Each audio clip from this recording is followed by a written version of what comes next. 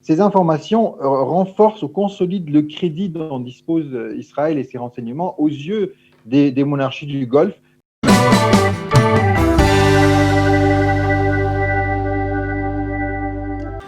Docteur Meir Masri, bonjour, Boker Tov. Bonjour Daniel, Boker Tov et Shana Tova. Shana Tova et bonne fête. Et voir les téléspectateurs même, puisqu'on nous voit. Voilà, on se voit et on se parle. Alors, merci d'être avec nous ce matin. Je voudrais que nous revenions avec vous sur les déclarations faites par Benyamin Netanyahou dans son fameux discours d'avant-hier à la tribune des Nations Unies, un discours virtuel, puisque le Premier ministre n'est pas déplacé, puisqu'il s'agit d'une assemblée générale virtuelle. Mais il n'empêche qu'au cours de ce discours, le Premier ministre a fait des révélations sur la présence de caches d'armes, de missiles plus ou moins sophistiqués du Hezbollah au cœur même de Beyrouth, dans les sous-sols d'habitations ou d'immeubles tout à fait anodins. Alors, je voudrais savoir d'abord, quel est l'impact de ce genre de révélations ? Est-ce que, par exemple, les Libanais ont réagi dans la presse libanaise, ou est-ce que l'on a réagi dans le monde dans la communauté libanaise à ces déclaration avec une certaine inquiétude? Quelles sont les réactions? Alors, je veux dire quelles sont les réactions. Alors, tout d'abord, je vais vous dire que ce discours qu'a prononcé le Premier ministre a pris en compte certains éléments au Liban parce que la ligne de défense qu'a choisi d'entreprendre le Hezbollah consiste, dès la première heure de l'explosion du port de Beyrouth, parce que bien sûr, il y a une corrélation, consiste à ne pas accuser Israël. Tout simplement parce qu'accuser Israël du point de vue du Hezbollah d'avoir bombardé le matériel qui a déclenché l'explosion consisterait tout simplement à accuser également le Hezbollah d'avoir des munitions ou des caches d'armes dans le port. Donc, ce qui a permis au Premier ministre d'être encore plus à l'aise et de dévoiler donc ce qui a été dévoilé lors de son discours d'hier. Sinon, on aurait été beaucoup plus prudent, parce qu'on aurait craint peut-être que le Hezbollah ou que certains éléments au Liban se mettent à dire « Ah, vous voyez, donc c'est Israël qui est derrière tout cela ». Donc, c'est très, très bien. Donc, du coup, le Hezbollah est très coincé, en fait. D'une part, il est obligé de nier ce que dit le Premier ministre, mais en même temps, il ne peut pas non plus accuser Israël de bombarder ou de faire quoi que ce soit, puisque la ligne qu'il a choisie dès le départ consiste justement au contraire, à nier toute implication d'Israël. Alors, d'abord, ce n'est pas seulement un message, c'est un fait. Le Premier ministre, lorsqu'il parle, le Premier ministre d'État d'Israël, il a des informations. Ces informations proviennent des services de renseignement. Nos services de renseignement ne sont pas des électrons libres dans l'air, mais ils sont connectés à une plateforme internationale avec d'autres services de renseignement qui ont accès aux mêmes données. Donc, si vous voulez, les services de renseignement ne racontent pas n'importe quoi. Dans un pays responsable et qui a accès à une base de données qu'on partage avec d'autres pays. Alors là, en l'occurrence, peut-être que je vais vous étonner, mais s'il y a un message, alors le message n'est pas seulement adressé aux Libanais, bien entendu, il y a un message qui est adressé aux Libanais, à nos amis au Liban, aux Libanais qui ne veulent pas la guerre, aux Libanais qui veulent vivre et qui veulent endiguer la puissance du Hezbollah et à terme même le démilitariser conformément au droit international et à la loi libanaise qui demande le désarmement du Hezbollah. C'est aussi un message adressé à nos amis du Golfe, parce que il faut savoir que ces informations donc, qui proviennent des renseignements extérieurs d'Israël, le Mossad, lequel coopère avec plusieurs appareils de renseignement des États du Golfe. Vous voulez dire, en fait, j'essaye de traduire ce que vous nous dites. Vous voulez dire que en fait, les informations obtenues par le Mossad israélien auraient été obtenues grâce à la coopération avec les services de renseignement des Émirats? Non, c'est plutôt l'inverse. Ce sont plutôt les renseignements des pays du Golfe qui profitent de la banque de données d'Israël. Mais je pense que ces informations renforcent ou consolident le crédit dont dispose Israël et ses renseignements aux yeux des monarchies du Golfe. Ça leur montre à quel point nous sommes fiables et à quel point cette coopération que nous entretenons avec eux et qui ne cesse de se renforcer à juste titre leur est bénéfique.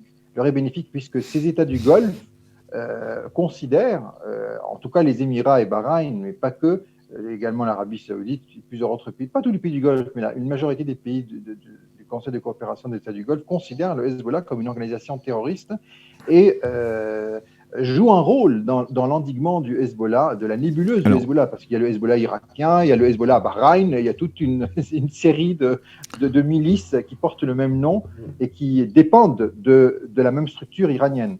Donc, de ce point de vue-là, c'est dans ce contexte que je place le discours du Premier ministre. Alors, il y a eu ce discours, Meir, et puis il y a eu quelques heures après des révélations de l'armée israélienne qui a, on va dire, presque dévoilé la carte des caches d'armes du Hezbollah dans la ville de Beyrouth. Quel est l'objectif? Qu'est-ce qui se cache derrière? Et les révélations de Benyamin Netanyahou et, on va dire, le follow-up de Tsahal, des services de renseignement de Tsahal. Est-ce qu'il y a une volonté de montrer au Hezbollah que l'on sait absolument tout sur ce qu'ils font? Je pense que ça n'a pas beaucoup d'importance parce que le Hezbollah sait ce qu'on sait et puis le Hezbollah non plus. Je veux dire, on ne peut pas arriver à le convaincre. C'est pas ça l'objectif. De toute façon, il va toujours nier. Non, le but, je pense, c'est de prévenir les Libanais et d'alerter l'opinion publique internationale, tout simplement, parce qu'il faut savoir à qui s'adresse le discours. Le discours s'adresse, c'est un discours en fait qui aurait dû être fait à la tribune des Nations Unies, de l'Assemblée générale, comme tous les ans. Seulement cette année, ça a été fait par Zoom à cause de la crise sanitaire et des restrictions que cette crise nous impose et impose à la communauté internationale. Mais ce discours donc il est tout d'abord adressé à la communauté internationale et pas au Hezbollah. Deuxièmement, il y a un lien qui est fait. Si vous remarquez dans le discours, il y a trois côtés. C'est un triangle. Il y a l'accusation du Hezbollah avec des révélations extrêmement précises, des faits, des chiffres, des lieux, des informations donc objectives. Deux, le lien est vite fait avec le régime iranien. Très très vite, puisque c'est ce régime iranien qui fournit des armes au Hezbollah, qui finance les gens du Hezbollah, qui leur verse les salaires officiellement, qui les couvre et qui entraîne leurs éléments sur le sol iranien. Donc, par conséquent, accuser le Hezbollah, ça entre dans la politique globale d'accusation et si j'ose dire, d'acculer le régime iranien, puisqu'il ne fait pas que ça. Le Hezbollah, c'est ce qui nous concerne. Nous, en Israël, c'est le Hezbollah. Mais après, il y a d'autres milices au Yémen, à Bahreïn, dans un tas de pays de la région, en Irak, qui sont une menace pour la sécurité collective des États du Moyen-Orient. Et puis enfin, le troisième élément, c'est la coopération qui existe entre Israël et plusieurs pays arabes, notamment des États du Golfe. Et cette coopération, évidemment, n'a pas uniquement pour objectif d'endiguer la puissance iranienne, d'endiguer l'expansion de l'hégémonie iranienne dans la région. Il y a aussi d'autres aspects. Ce sont des États qui sont désireux de vivre en paix avec Israël. Il y a des projets de coopération en matière industrielle, technologique, etc., etc. Mais c'est l'un des angles de la coopération, de la coopération entre Israël et ces États. C'est évidemment l'aspect sécuritaire et l'aspect relatif à la défense collective. Donc, si on lit ce discours dans sa globalité, on va voir qu'il y a là une cohérence et que tout cela rentre dans le cadre de la politique régionale générale d'Israël, que ce soit en son rapprochement avec les pays du Golfe ou dans ses efforts visant à endiguer l'expansion de l'hégémonie iranienne dans la région. Mais vous ne m'avez pas dit, Meir, si un tel discours a un impact sur, on va dire, ce qui se passe au Liban, sur la population libanaise. Tout d'abord, il y a un impact. Bon, là, il est un peu trop tôt pour le tester, mais vous allez voir, par exemple, que ce discours est très rapidement repris par l'opposition en Iran. C'est-à-dire par tous ceux qui sont opposés à l'existence même du Hezbollah. Et il y a des gens au Liban. Le Liban n'est pas une dictature fermée, c'est un pays libre où vous pouvez avoir librement votre point de vue. Il y a des anciens ministres, des parlementaires qui très clairement appellent à l'application du droit libanais. Le droit libanais ne reconnaît pas ce type de milice. Évidemment, le droit international également. Il y a des résolutions qui émanent du Conseil de sécurité de l'ONU. Au moins 2 résolutions qui directement, et une troisième indirectement, appellent au désarmement, exigent le désarmement du Hezbollah. La résolution 1559 de 2004, la résolution 1701 de 2006. Les gens peuvent aller sur Wikipédia consulter tout cela.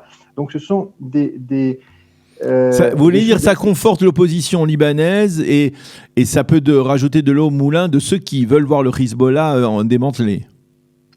Tout à fait. Écoutez, absolument, absolument, ceux qui veulent voir le Hezbollah déposer les armes et être ce qu'il est réellement. Et il se définit comme un parti politique, alors qu'il se comporte comme un parti politique. Et il se définit comme un parti libanais, alors qu'il se comporte comme un parti libanais. Or, le Hezbollah a une charte.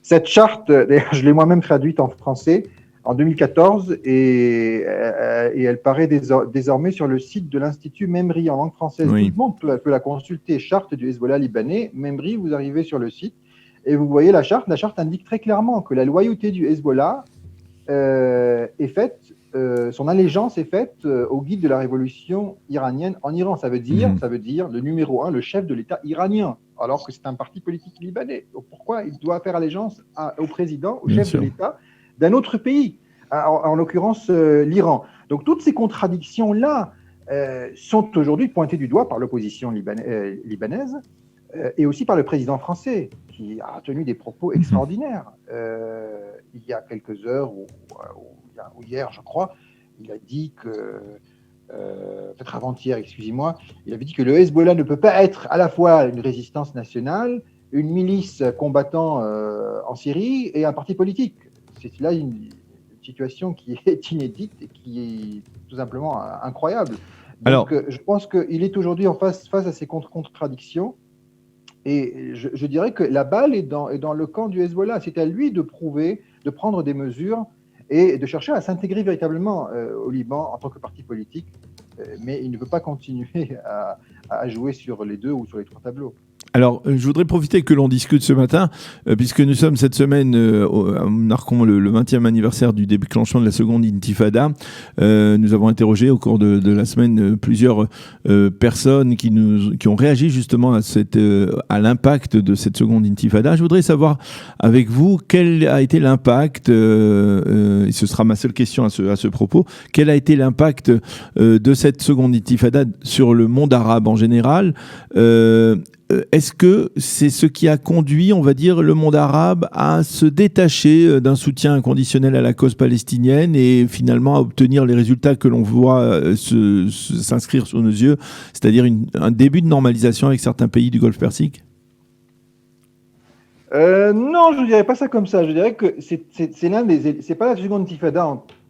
C'est la résistance israélienne au terrorisme qui a prouvé d'abord aux Palestiniens et puis accessoirement au monde arabe que le terrorisme en fait ne paye pas, que le terrorisme n'est pas un moyen pour obtenir des objectifs, parvenir à des objectifs politiques. La preuve, c'est que ça n'a donné aucun résultat sur le terrain, sur le plan palestinien. Donc ça, je pense que c'est un élément fondamental. Vous savez, on parle de la deuxième intifada et on en a parlé hier toute la journée, cet acte de terrorisme. D'ailleurs, le mot intifada, moi je le conteste toujours en langue arabe parce que c'est un mot positif. On l'utilise pour l'intifada kurde contre le régime de Saddam Hussein, pour l'intifada chiite dans le sud de l'Irak contre le régime de Saddam Hussein également. Le mot intifada est un mot très noble. Vous savez, là c'était des actes de terrorisme d'une ampleur et d'une cruauté inouïe, et avec une volonté de tuer, de blesser, en ajoutant des clous aux bombes pour faire encore plus de blessés éventuellement. Et quand on se rappelle de ces actes de barbarie qui ont coûté la vie à 1062 Israéliens pendant plusieurs années, et on se rappelle la couverture médiatique arabe à l'époque, positive, les pays arabes, même les pays amis, l'Égypte, parlaient d'actes de résistance, les Égyptiens qui se réjouissaient après chaque attentat. Les Égyptiens, je ne parle pas des gens de Gaza, mais les Égyptiens, et dans la presse officielle égyptienne et les médias égyptiens, et tout le monde vraiment parlait d'actes de résistance. Et puis aujourd'hui, en 2020, eh bien, ces mêmes personnes condamnent ces actes et parlent de terrorisme. J'étais sur une chaîne panarabe il y a quelques jours et il y avait un parlementaire égyptien que je connais très bien et qui, dans le passé, parlait d'actes de résistance et qui, aujourd'hui, parle d'actes de terrorisme. Il y a eu une évolution dans la pensée, tout simplement parce que ce même terrorisme dont nous avons souffert durant les années 2000, en réalité beaucoup avant, même pendant tout le trajet d'Oslo dès les années 90, en réalité, eh bien, ce terrorisme s'est étendu et aujourd'hui, nous sommes le pays qui souffre le moins du terrorisme. Les attentats suicides qu'à l'époque on ne comprenait pas, on cherchait à justifier par un tas de raisons psychologiques, la pauvreté, la misère, le désespoir des pauvres gens. Eh bien, aujourd'hui, que des attentats suicides, il y en a en Irak, il y en a en Syrie, il y en a en Égypte, il y en a à peu près dans tous les pays de la région qui opèrent exactement de la même manière. Et aujourd'hui, tout le monde parle de terrorisme et tout le monde cherche à apprendre d'Israël. Comment vous avez fait pendant la deuxième intifada pour lutter contre ce terrorisme, pour empêcher les gens d'aller se faire exploser? Est-ce qu'on peut faire quelque chose? Aidez-nous, aidez-nous. Ils viennent tous, ils se ruent vers nous, y compris des pays du Golfe, la Jordanie, l'Égypte.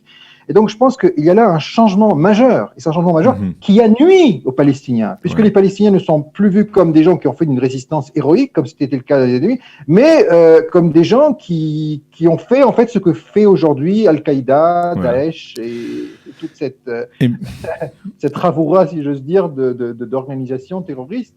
Et donc, c'est effectivement un élément qui a joué un rôle important dans le rapprochement qui existe entre Israël et les pays voisins, les pays du Golfe notamment, mais aussi les pays arabes plus globalement. Eh bien, docteur Meir Masri, merci beaucoup d'avoir commenté cette actualité après le discours de Benjamin Netanyahou et puis à l'occasion donc, du 20e anniversaire du déclenchement de la seconde intifada. Merci d'avoir été avec nous ce matin et Chag Sameach, à bientôt. Chag Sameach, à très bientôt, cher.